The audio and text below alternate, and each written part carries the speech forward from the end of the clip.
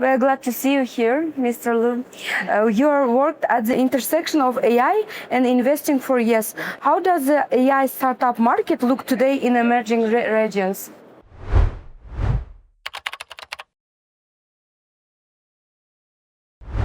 As I was saying on the panel, AI, we call it artificial intelligence, it's the wrong word, it's mathematics. It's the new evolution of mathematics. And mathematics is a commonality across the world. So when we talk about emerging markets, what we see is a pool of talent. We've been studying mathematics, now called AI, and are very eager to create companies. The challenge is that sometimes they don't have the help from the government, the means. But now, in the last 5 years, with the new technology coming up, with OpenAI, with Anthropic and others, with the foundation model, we see a much more happening in the emerging markets. You invested early in Higgsfield, Kazakhstan's first AI unicorn. And what caught your attention in that project? As I was also saying to some people before this discussion, we made the investment as a team. The team is led by my business partner, Antoine Blondeau, who's been having 3 unicorns that he started. And what caught our attention was 3 things. One is the quality of the idea, which was not to do a foundation model, another foundation model on video, but to integrate all the foundation model into the high-end execution of the videos. The second thing was the track record of the founders. Alex, one of the founders, was at Snapchat, very strong experience. And last but not least, we saw that they had been able to pivot their product and change it to go to market fit. And I think this is very a good sign of ability to reach the market and be able to get a product fit. Today at GITEX AI Kazakhstan, did you see or notice some companies like Higgsfield AI? Not yet, but I made a call for action in my panel as well, and I said that everyone attending should try to build the next unicorn, and I'm happy to engage. Thank you. At Alpha Intelligence Capital, you invest globally. What do you look for first a founding team? We now are in our 3rd fund. When we started together with Antoine Blondeau, the idea was to have a global fund. I don't think there are many funds that are global and looking at AI all over the planet. So initially in the first fund, we were looking at deep tech because AI was emerging. So we were looking at the quality and the depth of the technology. What we learned from the fund 1 is that technology is important, but the most important are the subject matter expertise. The ability of the team to reach out to the customers or having existing customers or know on what you apply AI. And that's what we're looking for now. So we are entering our next wave where we're looking for people who are able to master the subject they are dealing with and use AI as a tool to get leverage. Wow. You are now based in Dubai. How do you see the collaboration between the Gulf and the Central Asia evolving? I think that we are becoming a smaller planet. Things become easier, things become closer. That's why also I'm happy to attend GITEX Kazakhstan, the first one, because I believe this is also a sign of connection between the Middle East and Central Asia. And I have to say, and I said it on the panel, it's my first trip to Kazakhstan. Oh, really? So I'm in my discovery journey, even though we were blessed with our team to have invested in the first unicorn. Wow. Thank you. You have written about startup management. How is building an AI company different from a traditional business today? I would have given you a different answer 5 years ago. Because 5 years ago, it was all about the deep tech, mastering the deep tech, understanding the underlying tool. Today, it's about velocity. It's about go-to-market. It's about you having an idea on podcast, you having an idea on marketing topics, you having an idea on accounting, and using the existing tools that are now available and more available with Cloud Code, OpenClaw, ChatGPT and others, Mistral. this is now becoming easier for entrepreneurs to build companies. But what is critical is the ability to reach customers, whether it's B2C or B2B, and that's what I'm looking at now. We're looking at subject matter expertise. Okay, thank you. Which area of AI is still underrated but could take off soon? The space which is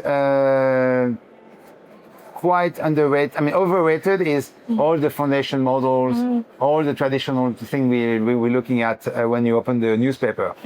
What is underrated now, and it's taking time, is the application of these models to the real world.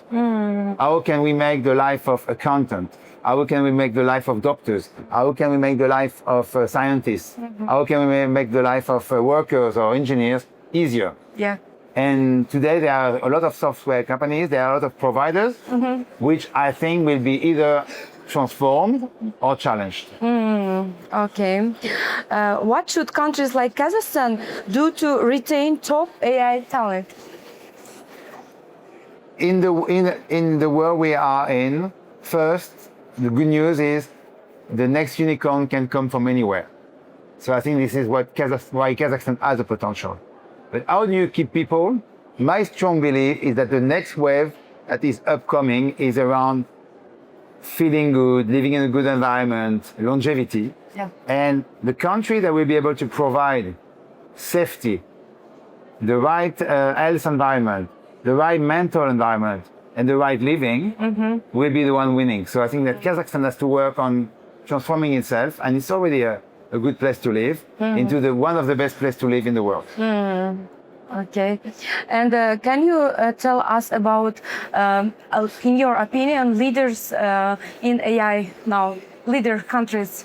Leading countries, I mean, it's quite easy. You can measure by different numbers. You can measure by the unicorns, and this is America, followed closely by China and Europe, but with a disconnect, which we know. If you look at talent, if you look at mathematical talent, you would have countries like Vietnam or other countries that people know less, which have a lot of mathematicians and have the potential to become the next talent hubs. And then last but not least, as I was saying in the panel, the energy. The new GDP measure will not be GDP, it will be megawatts. And so the country that will be able to build the megawatts will be the one that will be at the best price. Nuclear, green energy at the right price will be the winner of tomorrow. So tomorrow, I think in 10 years, we will not look at GDP per capita, we will look at megawatt per capita. Yes. Yesterday we talked about AI with Mr. Kaifuli. Hi, and a good friend. And he explained that will be countries in future will be countries leaders of AI and middle countries and middle countries. Okay. Yeah. These middle countries will be use AI very good, and they should use AI very good. And how do you think can Kazakhstan be in middle countries?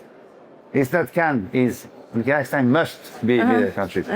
I think we are heading to a world where the world will be polarized, and there will be winners and losers, and you don't want to be in the losers. So I think that countries like Kazakhstan needs to organize itself, and I think what we've seen in the AI Council yesterday with Kaifu, my good friend from China time, is a demonstration that the country is attacking top down and bottom up. But as I said, it's talents, educate, and build the talents. It's energy, and it's reliability of the government environment, so that people say, okay, this is a safe place to live, this is a safe tax environment, this is a safe environment in terms of building business, and that's how you become a middle country. And can you tell us about your company and the main aim of your company?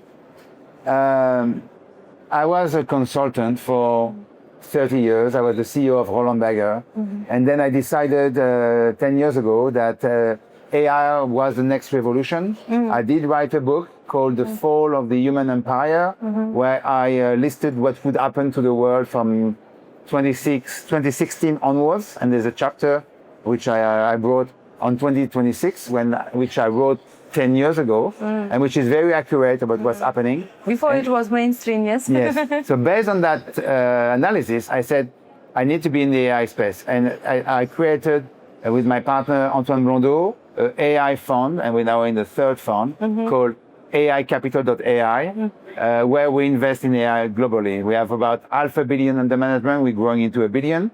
In parallel, with some investors in private equity, I created a fund that invests in traditional companies in Europe and inject AI inside. And we have north of $1 billion under management. So let's say, my job is to push AI across the board from venture and startup to large corporation and to invest in that companies.